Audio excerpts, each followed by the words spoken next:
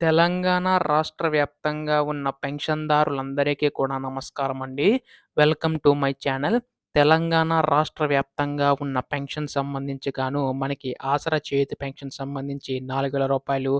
6,000 మనకి రాష్ట్ర ప్రభుత్వం నిధులు విడుదల చేయడానికి సిద్ధమైనట్లుగా తెలుస్తుందండి. అయితే దీనికి సంబంధించి ముఖ్యంగా చూసుకున్నట్లయితే అసలు ఈ యొక్క పెన్షన్ డబ్బులు ఎప్పుడు విడుదల చేస్తుందని చెప్పి చాలామంది పెన్షన్‌దారులైతే ఎదురు చూస్తున్నారు. అలాగే గతంలో కట్టిన పెన్షన్‌లు ఈసారి వస్తాయా రావా? ప్రతి అప్డేట్ కూడా ఈ వీడియోలో పూర్తిగా తెలుసుకుందామండి.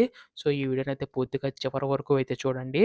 అంతకంటే ముందు చాలామంది ఈ వీడియోనైతే చూస్తున్నారు కానీ సబ్స్క్రైబ్ చేసుకోవడం లేదు. మీరు గనక సబ్స్క్రైబ్ చేసుకుంటే నేను పెట్టే ప్రతి చిన్న అప్డేట్ కూడా మీరు ఎప్పటికప్పుడు మిస్ కాకుండా తెలుసుకోగలుగుతారండి. అందుకోసం వెంటనే ఛానెల్ అయితే సబ్స్క్రైబ్ చేసుకోండి. ఇంకా ఆలస్యం చేయకుండా వీడియోలోకైతే వెళ్ళిపోదాం.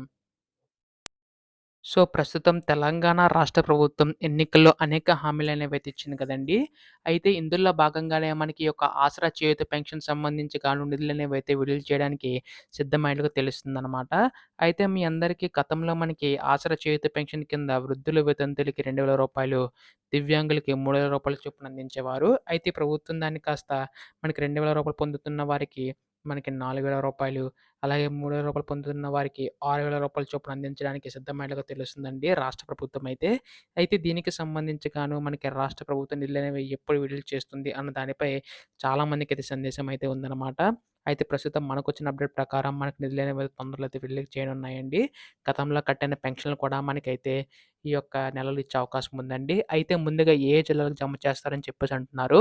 హైదరాబాద్, సంగారెడ్డి, మేడ్చల్, కరీంనగర్, కామారెడ్డి, మెదక్, సిద్దిపేట లాంటి జిల్లాల్లో మనకు ముందుగా జమ చేస్తారండి. అలాగే తర్వాత జిల్లాలో కూడా మనకు మహబూబ్‌నగర్, కరీంనగర్, కర్నూలు, కొత్తగూడెం ప్రతిది కూడా మనకి ప్రతి ఒక్కరికి కూడా ఈ యొక్క ప్రతి జిల్లాలకి కూడా జమ చేసే అవకాశం ఉందండి రాష్ట్ర ప్రభుత్వం అయితే. త్వరలోనే దీనిపై కూడా అప్డేట్ అయితే రానుందండి. ఎప్పుడు దీనిపై ఏ అధికారిక అప్డేట్ వచ్చినా మీరు ముందుగా తెలుసుకోవాలనుకుంటే మాత్రం ఛానెల్ సబ్స్క్రైబ్ చేసుకోండి. ధన్యవాదములు. జై హింద్.